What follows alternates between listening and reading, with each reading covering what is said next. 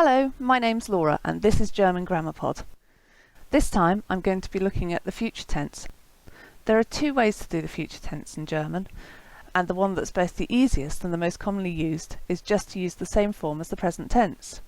If you think about it, English does this too sometimes. For instance, what are you doing this evening? Reading my book.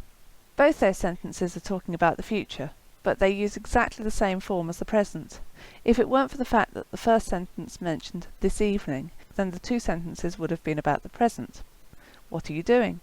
Reading my book. Well, the same applies to German, only German uses the present tense to mean the future a lot more than English does.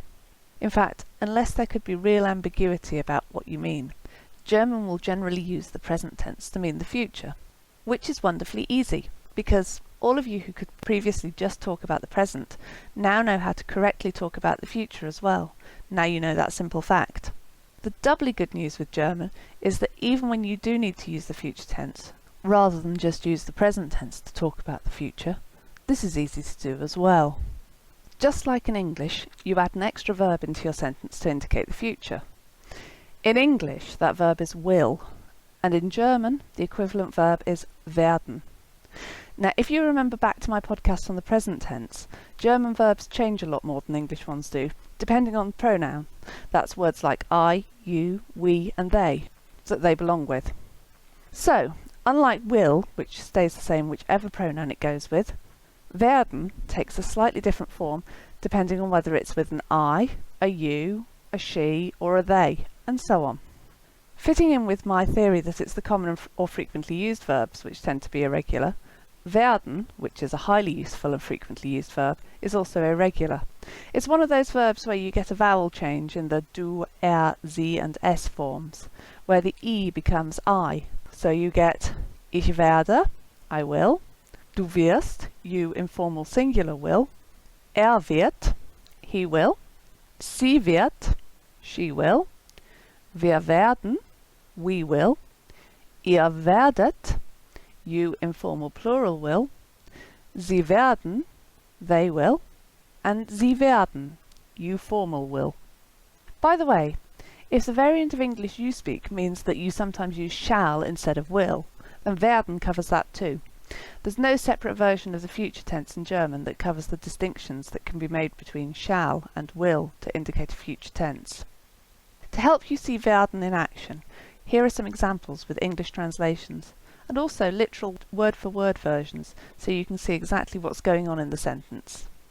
Ich werde dich nie vergessen means I will never forget you, or literally, I will you never forget.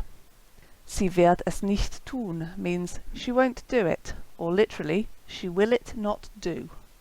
Sie werden eine Antwort schnellstmöglich erhalten means you will get an answer as quickly as possible, or literally, you will an answer as quickly as possible receive. And Sie werden sehen, dass es ganz leicht ist means you will see that it's really easy, or literally, you will see that it really easy is.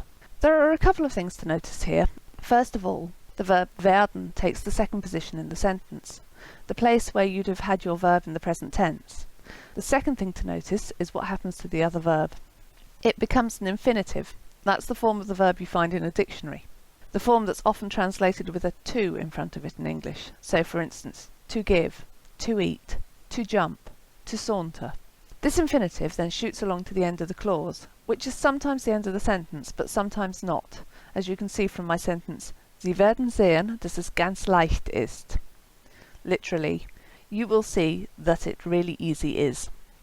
Here, see is the verb that's been put into the future and sits at the end of the first clause, but not at the end of the sentence as a whole. And is the main verb in the second clause, and is sitting both at the end of that clause and the end of the sentence. Knowing where a clause ends is one of the things that's pretty simple once your German starts getting more advanced. Mainly, you'll have learnt what belongs in a clause, and there are also certain words that tip you off that you should start a new clause. I found that these stuck in my head really easily when I came across them, because they had such an important effect on sentence structure. But there are a lot of words like that, and also quite a lot of rules about the way the whole thing works. And because of that, I don't want to go into that right now. So instead, I'm going to give you a rough rule of thumb. That is, that each clause contains only one main verb, although it can contain one or more auxiliary or helper verbs as well, such as werden when it's being used to indicate the future. For each main verb, you need a separate clause. So, in the sentence, Sie werden sehen, dass es ganz leicht ist. Sehen is the main verb in the first clause, and has the auxiliary verb werden that tells us that the clause is in the future tense. Then, ist is the main and in fact only verb in the second clause.